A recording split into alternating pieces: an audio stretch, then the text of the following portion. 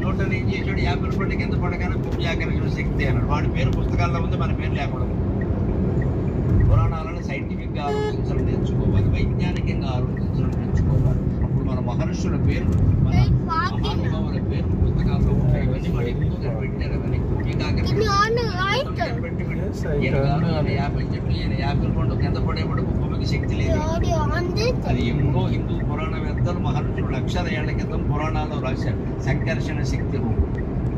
ఆ సంకర్షణ శక్తి రూపంలో కింద నుంచి కలుస్తున్నాడు, పైనుంచి పర్వతాన్ని కలుస్తున్నాయి. అలాంటి పర్వతాన్ని ఒకదాన్ని, అది బంగారు పర్వతాన్ని, బంగారు పర్వతం కదా, ఆ మేరు పర్వతాన్ని శివుడు ధనుస్సుగా చేసుకున్నాడు. మొత్తం భూమండలాన్ని పర్వతం ధరిస్తూ ఉంటే పర్వతంతో సహా పర్వతాన్ని మొత్తం శివుడు ధనుస్సుగా చేసుకున్నాడు. ఇప్పుడు ఎవరు గొప్ప? శివుడు అందరికంటే గొప్ప. అందుకే నమ శివాయ, అంత గొప్పవాడు వేరు, నీకు నమస్కారం అయ్యా. హేమేదిని ధరే ప్రజాపతే నమ శివాయ.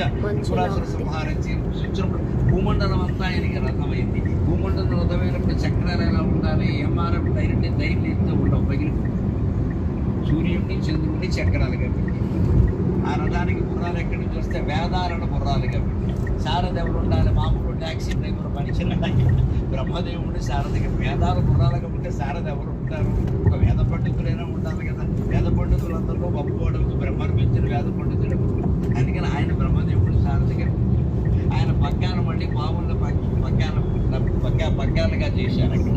అలాగే ఆయన మేరు పర్వతాన్ని ధనుస్సుగా చేసుకుంటే దానికి వెంటినారిగా ఆదిశేషుడు వచ్చి స్థిరపడ్డాడు. అంత ఎక్విప్మెంట్, అంత పరికరాలు ఉంటే తప్ప త్రిపురాసుర సంహారం చేయడం సాధ్యం కాదు. అటువంటిప్పుడు దానికి తగిన బాణం ఉండాలి. ఎవరా బాణం అంటే శ్రీ మహావిష్ణువు స్వయంగా నేను బాణం అవుతానన్నాడు. అది శివుడు యొక్క స్థాయి. మహావిష్ణువుని బాణంగా చేసుకోగలిగిన దాన్నే శంకరాచార్య శివానంద రకాల